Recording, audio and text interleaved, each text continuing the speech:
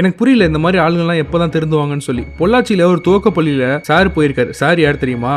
மாநில திட்டக்குழு உறுப்பினர். இவர் அங்கே எதுக்கு போயிருக்காரு அப்படின்னா, அங்கே நடக்கக்கூடிய காலை உணவு திட்டம்லாம் கரெக்டாக நடக்குதான்னு ஆய்வு பண்ண போயிருக்காரு. ஆனால் ஆய்வு பண்ண போன ஐயா அவர்கள் அந்த குழந்தைங்க சாப்பிடும் போது எப்படி நின்றுட்டு இருக்காரு பார்த்தீங்களா?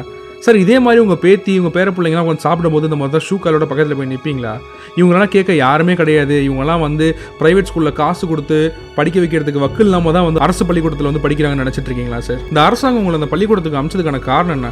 அங்கே நடக்கக்கூடிய காலை உணவு திட்டம் கரெக்டாக நடக்குதான்னு ஆய்வு பண்ணுறதுக்கு தானே. ஆனால் அதுக்கு கொடுத்த உணவை பரிசோதிக்காமல் நான் சாப்பிட மாட்டேன் அப்படின்னு சொல்கிறதெல்லாம் ரொம்ப கேவலமாக இல்லை?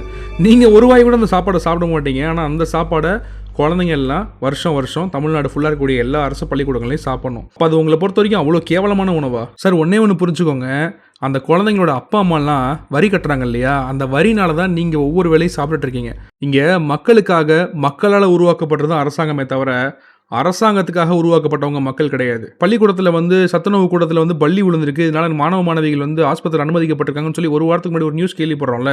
அந்த மாதிரி செய்திக்கும் இந்த மாதிரி செய்திக்கும் நிறைய தொடர்பு இருக்குது. இந்த மாதிரி அலட்சியமாக அதிகாரிகள் நடந்துக்கிறதுனால தான், இந்த மாதிரி இந்த உணவெல்லாம் சாப்பிட்றது கேவலம்னு அவங்க ஒதுக்கிறதுனால தான் இந்த மாதிரியான தவறுகள்லாம் ஃபியூச்சரில் நடக்குது. ஒவ்வொரு ஊர்லேயும் கண்டிப்பாக ஏதோ ஒரு அரசியல்வாதி இருக்க தான் செய்வாங்க. அந்த ஆட்சியில் இருக்கக்கூடிய அரசியல்வாதியோ இல்லை அந்த ஆட்சியில் இருக்கக்கூடிய கலெக்டரோ கார்பரேஷன் கமிஷனரோ யாரோ ஒருத்தர் வாரத்துக்கு ஒரு முறை அந்த பள்ளிக்கூடத்தில் தான் போய் சாப்பிடணும், காலை உணவு மதிய உணவு அப்படின்னு ஏதாவது ஒரு ரூல் கொண்டு வந்தாங்க அப்படின்னா, அப்ப அந்த பள்ளிக்கூடத்தில் இருக்கக்கூடிய உணவோட தரம் அப்படின்றது எப்பயுமே குறையறதுக்கு வாய்ப்பு இல்லைல்ல.